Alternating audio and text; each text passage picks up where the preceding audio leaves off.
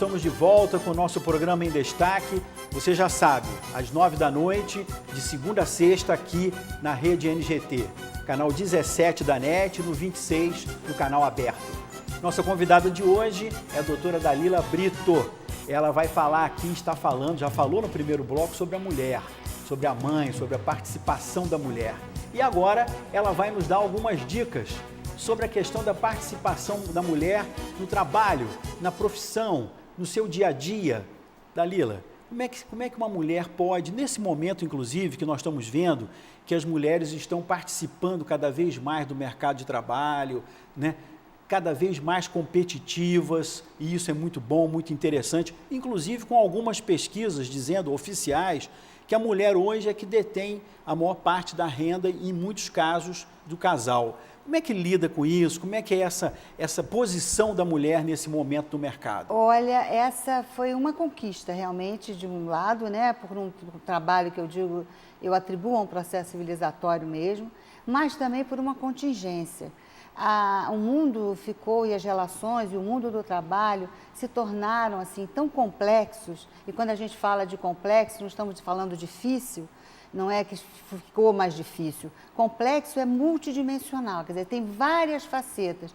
Para as relações que anteriormente eram relações muito mais postas, muito mais verticalizadas, onde os princípios estavam muito mais claros, você concordava ou não concordava, você obedecia ou não obedecia. A mulher tinha um papel subalterno até na relação familiar, embora tivesse toda uma responsabilidade pela guarda e por cuidar do lar. Mas houve uma necessidade, com a aceleração do processo de trabalho, com as novas conquistas tecnológicas, com uma necessidade até dessa mulher ser incluída no mercado de trabalho, e ela fez isso de uma maneira muito sábia, eu diria, assim, de uma maneira muito competente, porque sem descuidar de toda a sua parte aí de trabalho, dessa que a gente chama de segunda jornada, do cuidar do filho, do assistir à casa, ela foi de maneira absolutamente competitiva para o mercado de trabalho. Não só ocupando postos anteriormente muito mais de natureza masculina, mas também se qualificando para esse mercado. Não é por acaso que, se você fizer uma pesquisa de escolaridade, você vai ver que a mulher que está absolutamente ganhando a competição pela melhor escolaridade.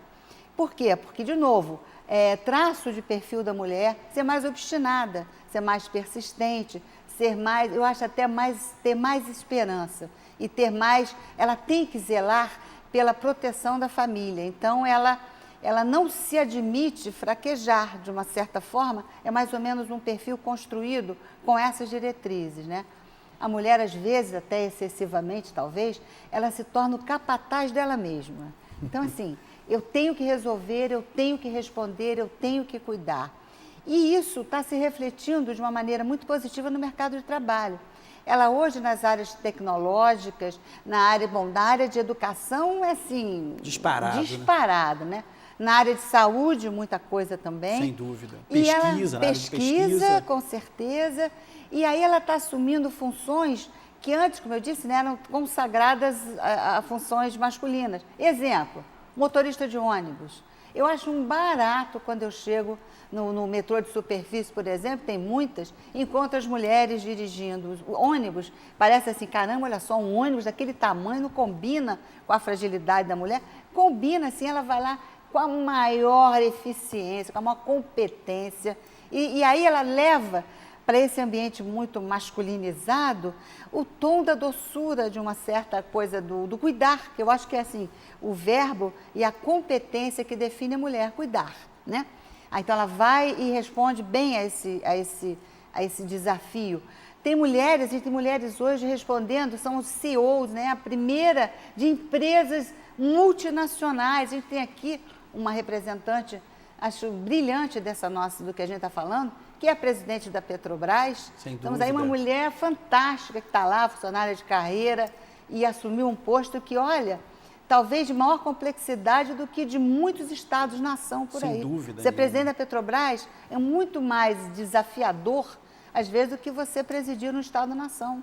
E ela transmite, assim, uma tranquilidade tão grande, né? Uma firmeza, uma segurança, firmeza. né? Eu sou, assim, absolutamente... A Graça Foster, né? É, a Graça Foster. Eu acho ela admirável. Não a conheço pessoalmente, mas eu acho ela, assim, emblemático do que eu estou querendo demonstrar, de como é possível você encontrar o gênero feminino assumindo postos e ela é uma pessoa muito dinâmica, muito firme, e ao mesmo tempo eu tenho certeza, eu tenho essa quase absoluta certeza de que não deixa de cuidar desse outro lado mais humanizado da relação do trabalho.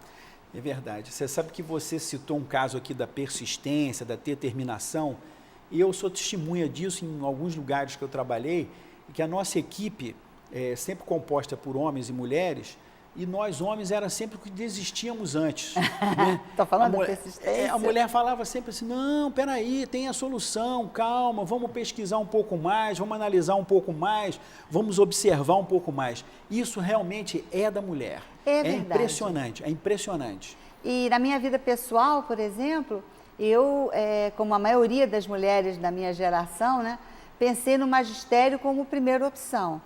Mas o magistério, embora a gente tenha uma predominância massiva da mulher no magistério, a coisa do magistério, para mim, está na medida em que, talvez somente no magistério, em pouquíssimas outras profissões, você tem a possibilidade de transformar consciências.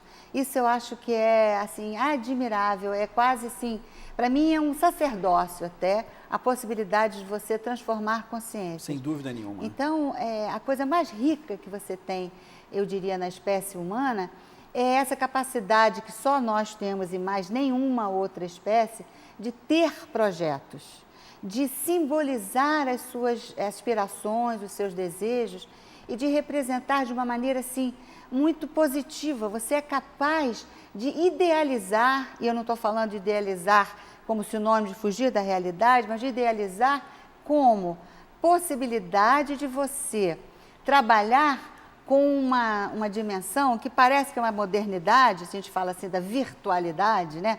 Parece que a virtualidade é o traço da modernidade.